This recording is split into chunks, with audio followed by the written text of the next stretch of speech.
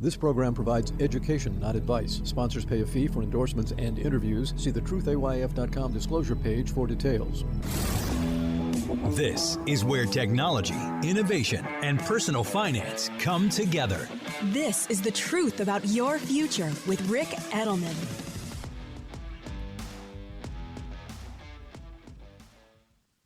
How should you think about Bitcoin? Turn to a specialist. For 6 years, Bitwise has been helping investors access crypto. Bitwise manages the world's largest crypto index fund. They also offer 6 crypto ETFs. You get cutting-edge insights, expert Bitcoin research, and a nationwide team to help. Bitwise helps investors and advisors navigate crypto with confidence. Partner with a specialist. Look for ETFs backed by Bitwise. BitwiseInvestments.com. Carefully consider the extreme risks associated with crypto before investing.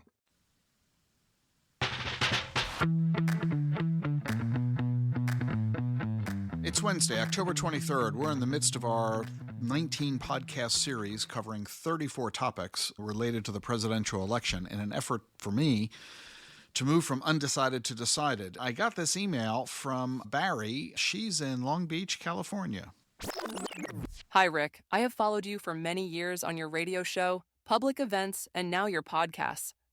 I love the fact that you are informative on not just finance, but other topics like crypto, technology, health breakthroughs, and more that affect our world today and future generations.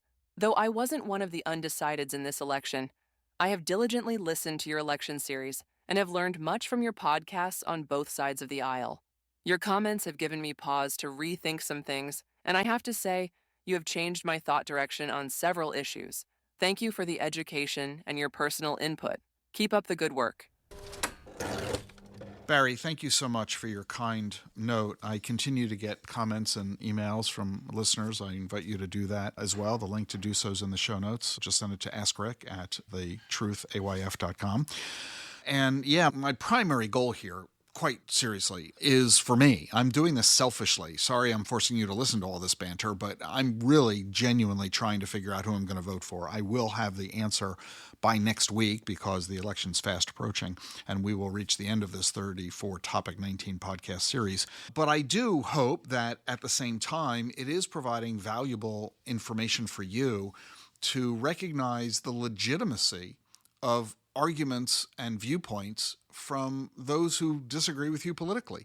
Part of the problem that we have in this country is the divisiveness, the singular attitude that if I'm right, they are therefore wrong, that I am patriotic because of my views, they are not, they are anti-American. And I just don't subscribe to that viewpoint at all. And I hope that, as Barry has expressed, that it's given her opportunity to rethink some of the positions that she has had. And I'm hopeful that it will offer us all the opportunity to be open-minded and to be willing to engage in friendly conversation with each other rather than shouting messages where people are not talking and listening, but rather talking and waiting to talk some more. So thanks, Barry, for the endorsement. I will do my best to keep up the good work. Stay with us for more here on The Truth About Your Future. At Schwab, how you invest is your choice, not theirs. That's why when it comes to managing your wealth, Schwab gives you more choices. You can invest and trade on your own. Plus, get advice and more comprehensive wealth solutions to help meet your unique needs. With award-winning service, low costs, and transparent advice, you can manage your wealth your way at Schwab. Visit schwab.com to learn more.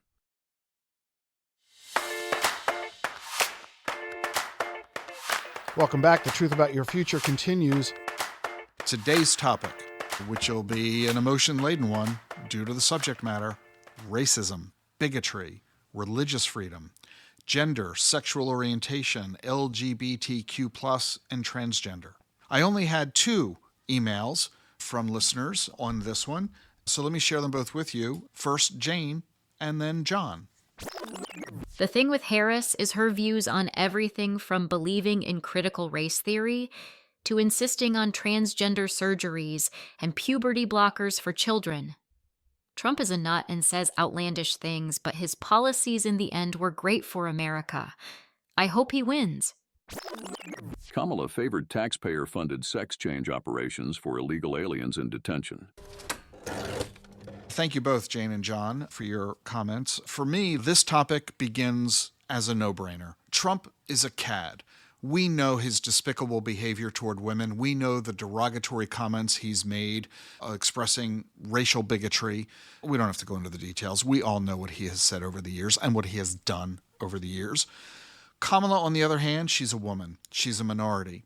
Kamala has a high EQ. You're familiar with IQ, right? The intelligence quotient, how smart you are. Kamala has a high EQ, a high emotional quotient. Kamala has a very high level of empathy, and this is perfect for understanding and caring about issues such as racism, bigotry, religious freedom, LGBTQ, and related topics.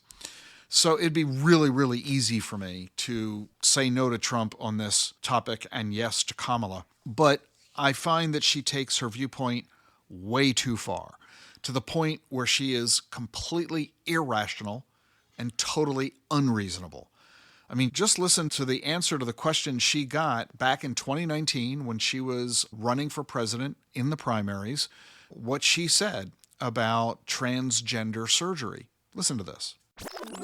When I was Attorney General, I learned that the California Department of Corrections, that they were standing in the way of surgery. For prisoners. For prisoners. And there was a specific case. And when I learned about the case, I worked behind the scenes to not only make sure that that transgender woman got the services she was deserving. So it wasn't only about that case. I made sure that they changed the policy in the state of California so that every transgender inmate in the prison system would have access to the medical care that they desired and need. And here's what she answered in a questionnaire that she filled out for the ACLU, again, back when she was running for president in the 2020 primaries. The question was the following: as president, will you use your executive authority to ensure that transgender and non-binary people who rely on the state for medical care, including those in prison and immigration detention, will have access to comprehensive treatment associated with gender transition, including all necessary surgical care? If yes, how will you do so? Kamala checked the box yes, and she wrote the following explanation, and I quote, "It is important that transgender individuals who rely on the state for care receive the treatment they need, which includes access to treatment associated with gender transition. That's why, as Attorney General, I pushed the California Department of Corrections and Rehabilitation to provide gender transition surgery to state inmates. I support policies ensuring that federal prisoners and detainees are able to obtain medically necessary care for gender transition, including surgical care while incarcerated or detained. Transition treatment is a medical necessity, and I will direct all federal agencies responsible for providing essential medical care to deliver transition treatment." Unquote. A medical necessity? Like, you'll die without it? These people haven't had the surgery yet, and they haven't died. We're not talking about cancerous tumors here that have suddenly developed. We're people who have, for their entire lives, felt the way that they felt. They haven't had the surgery to date. Now that they're in prison or in an immigration detention camp, suddenly you're going to provide them the surgery and pay for it? We're talking about how people see themselves. Will she support cosmetic surgery for prison inmates next? Kamala's singular focus on individuals goes way too far. Even if we as a society were to agree that prison inmates ought to be allowed to get transgender surgery while they're in prison, fine. Just don't make me pay for it. Make the surgery available at their cost. If they don't have the cash right now, loan them the money, but force them to repay it in the future. This surgery, despite Kamala's assertion, is not medically necessary for them to live. It may be highly desirable, it may be extremely important, but that's different from medically necessary for them to live. Kamala gives no regard to the cost. She focuses only on their individual viewpoint. She ignores the propriety of having Americans pay for the surgery for convicted felons who are serving time in prison. This complete disregard for our budget limitations, for the views of others, for the fact that there are quite simply far more pressing needs in our society than this. I hate to say it, but sometimes we have to triage the problems we're going to address. It's the greater good that we are unfortunately forced to reconcile with sometimes.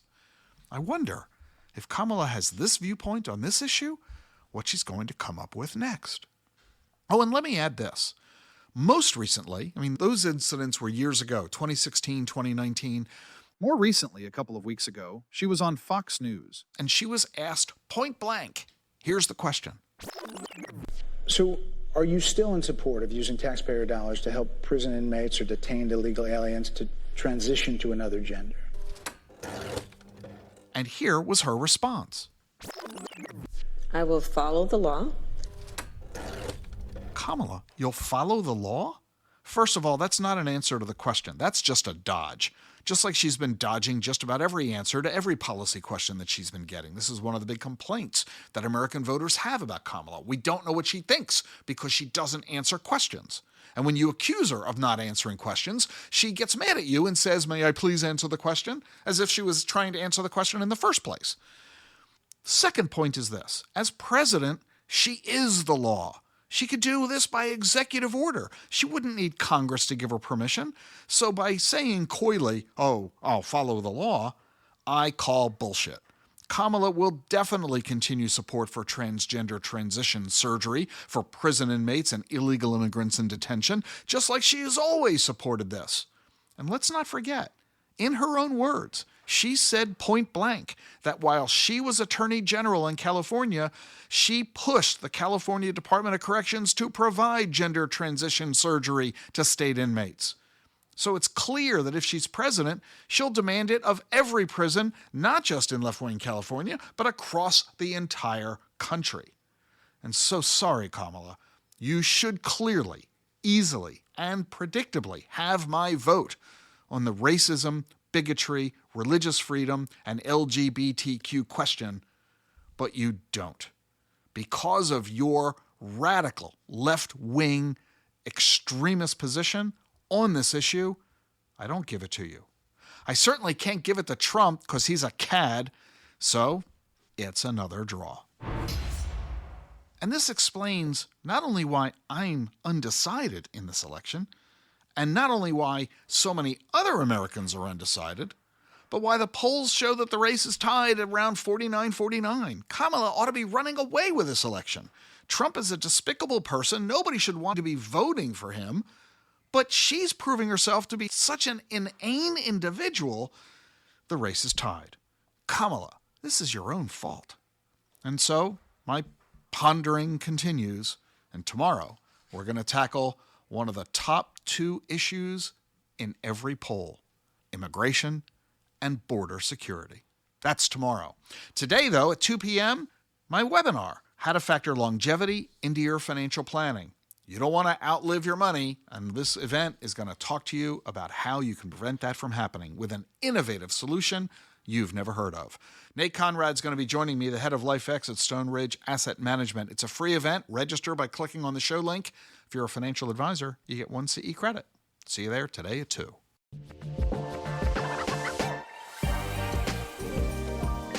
I'm glad you're with me here on The Truth About Your Future. If you like what you're hearing, be sure to follow and subscribe to the show wherever you get your podcasts: Apple, Spotify, YouTube. And remember, leave a review on Apple Podcasts. I read them all. Never miss an episode of The Truth About Your Future. Follow and subscribe on your favorite podcast app. I'll see you tomorrow. Increased awareness and actionable intelligence about the forces that are shaping our world. This is The Truth About Your Future with Rick Edelman.